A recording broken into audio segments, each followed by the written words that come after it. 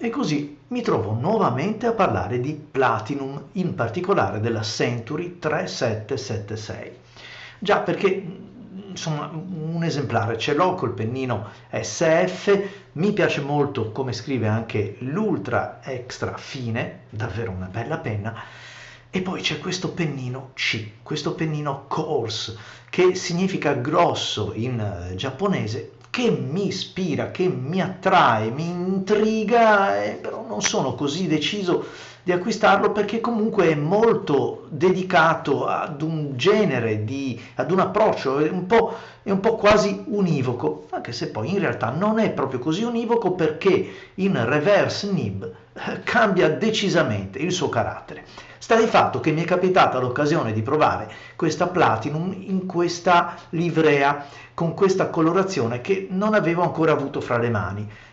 Mi piace quella nera, molto bella quella verde smeraldo, quella blu e questa non l'avevo mai armeggiata e anche questa ha il suo perché. E allora dai, perché non parlarne, perché non presentarla? Sebbene poi è pur sempre una 3776, pur sempre detto ovviamente nel migliore dei modi e con tutto rispetto, visto che un po' costituisce lo zoccolo duro delle vendite di questa casa nata negli anni 40, quindi con una bella storia e poi insomma altro che anni 40, scusate, negli anni 20, ma poco più in là insomma passò dal nome di Nakaya a quello di Platinum Pen Company, insomma la familiarità con Nakaya c'è tutta. E è una casa, è un'azienda che ha anche parecchi brevetti dalla sua, ma soprattutto poi negli ultimi tempi ci ha proposto queste penne ormai devo dire al di sopra di ogni critica,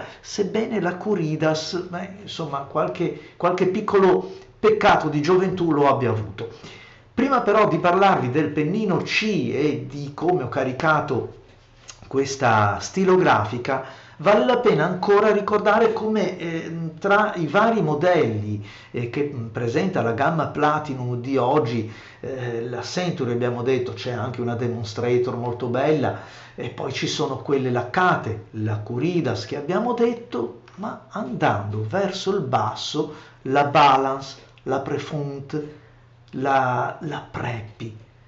Accidenti, questa è la differenza, questo è quello che caratterizza un'azienda secondo me, e cioè di riuscire a produrre delle macchie che magari non sono più oggi in catalogo, una President, una 3776 come questa, che sono penne di pregio e di prestigio e scrivono molto bene, ma anche delle penne che con pochi euro soddisfano anche i calligrafi più smaliziati, cioè la grandezza di un brand.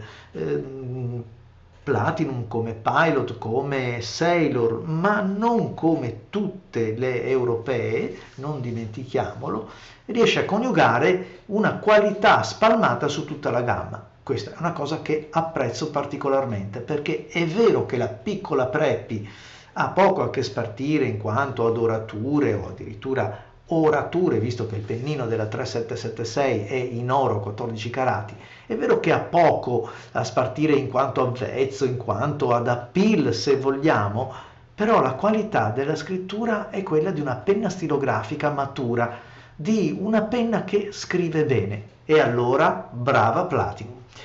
Bene, venendo al pennino, che vi devo dire?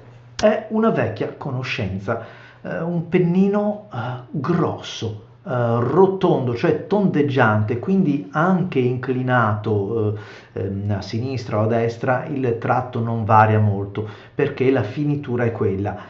Rotondo, pacioso, pacioccone, insomma bello largo, si prende il tempo che necessita, per tempo intendo proprio i tempi, oserei dire, calligrafici, nel senso che non potete stringere gli occhielli, le asole, perché il tratto è spesso. Se vi stanno a cuore gli inchiostri e siete appassionati della tinta, del colore espresso dall'inchiostro, beh, questo è il pennino che fa per voi, perché riesce più di altri a mettere in risalto il colore, ma anche le sfumature. Il colore perché c'è tanto flusso, ce n'è tanto anche come tratto spalmato sulla carta, quindi il blu è un blu più saturo, più profondo, l'arancione è più carico, appare ancora più grintoso, entusiasmante e lo ritengo anche un buon alleato per quegli inchiostri un po' troppo evanescenti, in particolar modo di quegli inchiostri che vanno così di moda, dato che le aziende produttrici si sono accorte dell'interesse che c'è in noi appassionati per la novità, per l'inchiostro un po' più così piuttosto che cosà, quel blu fatto un po' più così piuttosto che quel giallo fatto colà, però di fatto ci troviamo sul mercato anche dei gialli paglierini che sono quasi inutilizzabili, degli azzurri così evanescenti che sembrano inutilizzabili nella scrittura, quella comune. E allora ecco che un pennino come questo, quando ci troviamo con degli inchiostri particolarmente esili, sfumati, delicati, diventa un buon alleato perché riesce a rappresentarli meglio. Ovviamente con tutti i limiti che un pennino come questo, abbiamo detto, esprime nella grafia. Bisogna ovviamente assoggettarsi a quelle che sono le dimensioni del pennino, che poi, come abbiamo detto, rovesciato ci manifesti tutt'altro carattere, tutt'altra natura, tanto meglio. Una prova che normalmente faccio, ma che in questo caso più che mai è necessaria per dimostrare quanto sia ben realizzato il pennino, quanto sia omogeneo, preciso e costante il flusso di inchiostro. Anche quando andiamo a girare il pennino, scrive. Non è che ad un certo punto, esaurita la riserva che si era accumulata fra i rebbi, basta, rimaniamo a secco. Scrive e scrive.